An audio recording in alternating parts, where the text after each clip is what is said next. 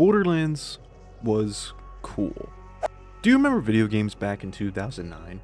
In those early years, games were trying hard to capture the gritty and dark aesthetic. Call of Duty was at an all-time high, with Modern Warfare 2 being the most successful shooter at the time. Or one of my favorite narrative games releasing around that time, with Heavy Rain.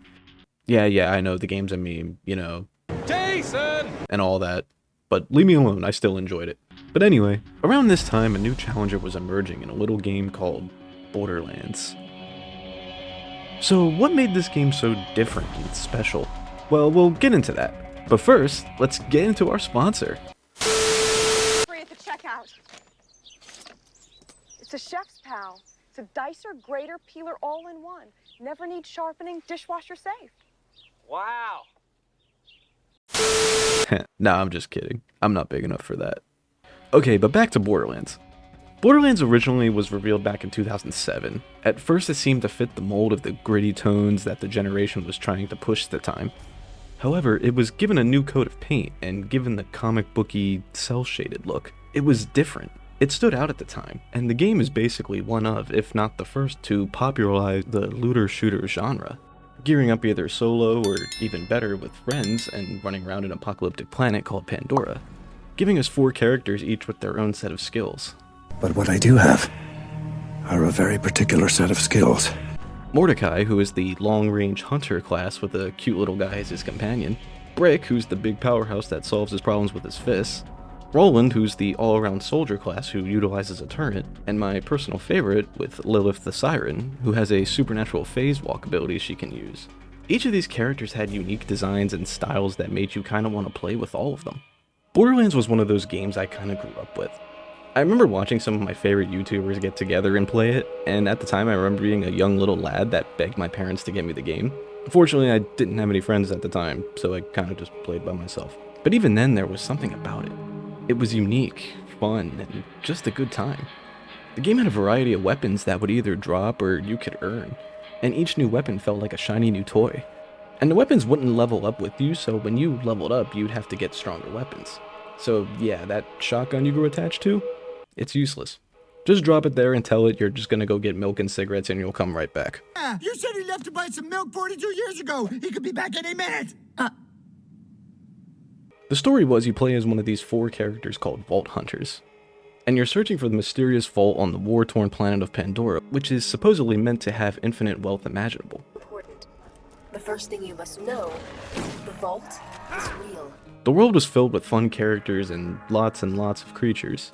It had a kind of tongue-in-cheek humor about it. Oh, hey, Steve. How are the kids? As you've no doubt seen, we're doing something very different than your average action shooter here with the... Seriously? Your arm's tired? I played the Duke of Buckingham and Richard III with Ian McKellen, ass. This is Bush League. But it's also one of the things that made it memorable. Fast forward to 2012, and a sequel was released. And in my honest opinion, it's the best of the series. The game doubled down on the cel-shaded style and improved it. The Vault Hunters in this game also looking twice as sick, with memorable fan favorite hunters like Zero, a neat cyborg assassin looking thing. I don't know what he is, but he's just cool. And again, my personal favorite being the Siren Maya, who has like the most OP ability with her phase lock. On our show called Explain That Gram, where we do a deep dive on our guest. Seriously, you can upgrade this thing to take out swarms of enemies in one go. And you all know I'm gonna bring him up, but we gotta talk about Handsome Jack. The murderer's getting to the vault before I do. I mean, don't get me wrong, it's cute that y'all think you're the heroes of this little adventure, but you're not. Handsome Jack was the main antagonist of Borderlands 2. Brought to life with an excellent performance by Damian Clark, Handsome Jack was like peak Chad supervillain. Often insulting you and constantly gaslighting you into claiming he's the real hero and you're actually not. I'm gonna kill you. You wanna prove me wrong? You wanna stop the greatness that is Handsome Jack? Well, come and get me. All while killing multiple innocent people as well as your friends. Yes! Yes! Yes! Yes! Yes! Yes! Yes! No! No! Handsome Jack was special. Even returning in the Telltale game's Tales from the Borderlands. Yeah, no. I can't. No, it's just being a dick. You want to live. That's good. That's good. What the hell is that? You guys remember Telltale? Man, those were good times. Run! You're the only one running, pal. I can fly! However, it can be argued that Handsome Jack's character was almost too good. Jack to Gearbox was like Voss is to Ubisoft, a sort of lightning in the bottle type character. A character too good to be one-upped. But of course, you know, they gotta try, right? And it could be argued that Handsome Jack in a way was a danger for the Borderlands series. While Borderlands 2 doubled down on the graphics and gameplay, it also doubled down on the humor. The first game had humor, but as I said, it was more tongue-in-cheek and a bit dark. The sequel, they kinda went a little too deep into the toilet humor. I'm the conductor of the poop train! But it wasn't really a bad thing for this game. Handsome Jack was immature. This kind of humor fit his personality and ego. But now we get into Borderlands 3. See, spoiler, but Handsome Jack dies. So now Gearbox had to find some way to keep the momentum going. So new villains were introduced. And like, I'm gonna be honest, I don't remember their names. I think they were called the Calypso Twins, but I don't remember their actual names. My name is not important. What is important is what I'm going to do. I just fucking hate this world and these human worms feasting on its carcass.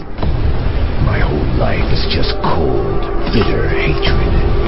And I always wanted to die violently. Here to double down. That shit is a 2-pack of ass. That shows they were just such great characters, right? I also remember Flak, the Beastmaster, who was my main in this game, because like, it looks like a homeless robot. So I was so down for that. But anyway, Borderlands 3 again tried to double down. Triple down? Triple H? Time to play the game! That's it, he's dead. And I'll be honest, I barely remember playing through Borderlands 3. Like, I know I played through it and beat it, but I really don't remember it, so what happened? Well, the game going more and more deep into that toilet humor mentioned earlier, as well as the characters going from fun and charming to just downright annoying. Your blood must roar for our God Queen, the first sister, Tyrene Calypso! What up, my Okay, I lied. I'm not fine. I don't know if I can do this. And that's where I started to see a problem. Another main reason for Borderlands slowly coming apart was because of Gearbox's head, Randy Pitchford. Now, I won't go into too much detail, but like, he goes on a lot of Twitter rants, and he's not really nice to his employees, and yeah. At this point, people were playing Borderlands 3 with the sound off. This game was obviously fun to play, but when you have characters constantly screaming skibbity at you, it's really not fun anymore. And now, should I talk about the movie? Fortunately, my design doesn't facilitate this type of... Yeah, it's bad. Like, I didn't watch it. Maybe I will once I fall back into clinical depression and want to add another reason to unalive myself. But long story short, the movie was god-awful. It brought back the bad video game movie. Like, it's up there with the Far Cry movie. I actually watched that. I wish I hadn't. So now, after a few years, Borderlands 4 was announced at the 2024 Game Awards. And the reception is very unimpressed. I was actually watching Mr. Matty Play's video of him discussing the Game Awards, and he talks about the Borderlands 4 reveal. And he says something that really told me how I felt. I am guarding myself from this.